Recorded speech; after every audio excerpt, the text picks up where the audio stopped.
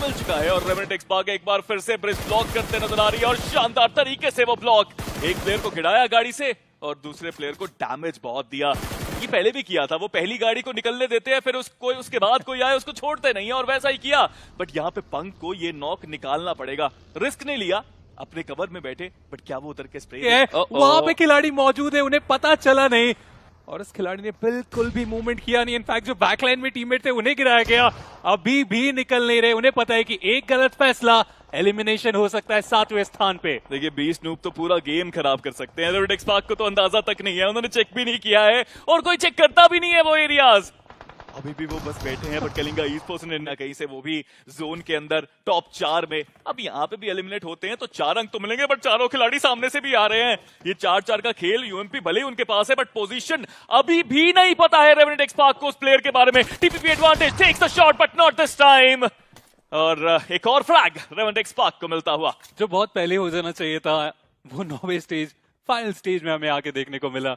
काफी कमाल, आखिरी प्लेयर तेजी से आगे बढ़ रहे हैं, पोजीशन उनकी रिवील्ड है। ओमेगा को ये फ्लैग मिल सकता है अगर वो थोड़ा सा बाहर जाते हैं तो, बट वो भी बस पेशेंस के साथ इंतजार कर रहे हैं। ओमेगा फाइनली उन्होंने निर्णय लिया कि एक फ्रैग के लिए कंटेस्ट करेंगे, बट इस बार नहीं, ट्रॉय को वो फ्रैग मिला। बट अर्जित मौका पूरा उनके पास, शॉट्स कुछ हद तक मिस हुए, बट लीजिए रेवेनेंट एक्सपार्क आते ही करने के लिए तैयार, पर निंजा जॉर्ज जो ग्रेनेड आगे डाला गया उससे डैमेज पड़ा है उस प्लेयर को। सामने की साइड से जो मोलोटॉव है वो भी आता हुआ है। रेवेनेंट एक्सपार्क अब पूरी तरीके से जो फाइट है उसे छेड़ दी गई है। पेन, उन्होंने एंग्री को डाउन किया है, पेन वो अभी भी यहाँ पर मौजूद है। निंजा जॉर्ज डीमन गॉड को करेंगे डाउन और इस वक्त गॉडसेन बिल्कुल फंस चुकी है। ज्यूस, उनको तो आवाज ही नहीं आई कि कब वहां पर पंक और निंजा जॉर्ज दोनों ही प्लेयर्स पहुंच गए और अब गॉडसेन के वो एक आखिरी खिलाड़ी यश, ज्यादा देर तक सर्वाइवल उनका भी नहीं हुआ है। निंजा जॉर्ज पहला मैच था रैंगल का, ज्यादा फ्रैग्स लेकर गए थे। जरूर है साइड लाइन से रेवेनेंट एक्सपार्क, वो भी थर्ड पार्टी कर रहे हैं। मरनॉक्स उनका भी हमें कंफर्मेशन आता हुआ देखने को मिलेगा। पंक के एंड से एक फाइट मानो शुरुआत के लिए सारी की सारी टीम थर्ड पार्टी करने के लिए पूरे तरीके से है तैयार। पर मैं सोच रहा हूँ मरनॉक्स डाउन होने के बाद कम बैक करके जा रहे हैं और अपने आप को टॉप 5 में लेके आने में हो रहे हैं कामयाब। ये सिलसिला इस आखिरी मिरामार में भी हमें देखने को मिलेगा, बट रेवेनेंट एक्सपार्क पंक अपॉर्चुनिटी यहाँ पे मिली, डैमेज भी दिया गया, लेकिन अपने आप को रिपोजिशन करना वो यहाँ पे सही समझा गया। सर्कल के डॉट सेंटर पे रेवेनेंट एक्सपार्क और दो अलग अलग खेमों में खेल रहे हैं। अगर आप मिनी मैप में देखें, दो प्लेयर्स पूरी तरीके से वेस्टर्न साइड देख रहे हैं, बचे हुए दो खिलाड़ी सेंटर के आसपास कलिंगा ई स्पोर्ट्स के साथ वो फाइट कर रहे हैं। ये ग्रेनेड क्लोज हो सकता है, ये ग्रेनेड इंपैक्ट बना के जा सकता है, वो गया अभी। और ऐसे में अब पीएमडब्ल्यू आईजीएल इकलौते प्लेयर इस पॉइंट पे रिवाइवल दे, फाइट करे तो करे क्या। और रेवेनेंट एक्सपार्क बस सोच रहे हैं कि फिनिशेस जितनी जल्दी हो सके निकाल सके, क्योंकि बैट से अलग डायरेक्शन की तरफ जा रहे हैं। और एक बार फिर से कलिंगा ई स्पोर्ट्स की तरफ यहाँ पे रेवेनेंट एक्सपार्क ने सीधा स्लैमिंग कर दिया।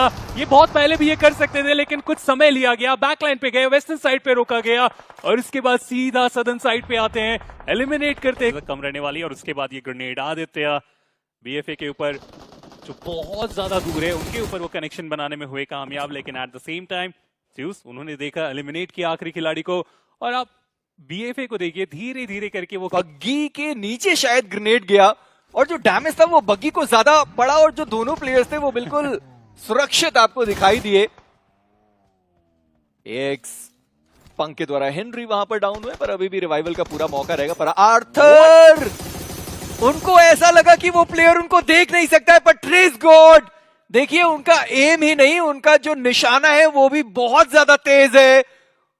आर्थर बैठे के बैठे रह गए, पर जो प्लेयर डाउन है एटलीस्ट उनको रिवाइव कर दिया जाएगा।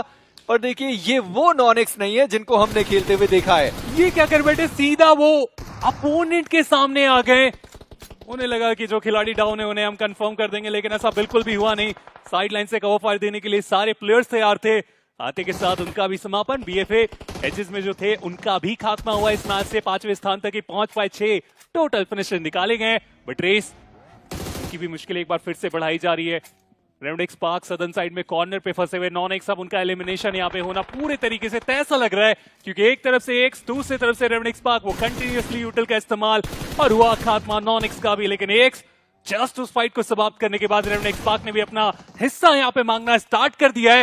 हालांकि पंक उन्हें गिराया जा चुका है, ऐसे में रिवाइवल देना सर्कल के श्रिंक के साथ, जहां पे हम फाइनल स्टेज में बहुत ज्यादा मुश्किल। निंजा जॉर्ड वहां पर वो फ्रैग कंफर्म करने की वो प्लेयर कोशिश कर रहा था और बड़े आसानी से हेनरी को भी डाउन किया गया और 7 टोटल फ्रैग ऑलरेडी निकाले उन्होंने और 8वां जो था वो भी आ गया। नोवा वो डाउन हुआ। क्या ये 10वां फ्रैग भी निंजा जॉर्ड के खाते में जा सकता है? इम्बोट वो आखिरी खिलाड़ी बचे हुए अपनी टीम से, 10वां फ्रैग आज के दिन पे दूसरा ये खिलाड़ी हो सकता है अपनी टीम के लिए।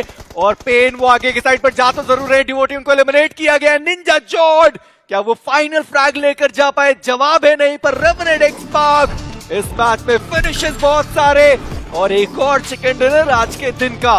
लाजवाब प्रदर्शन, एक्सपेक्ट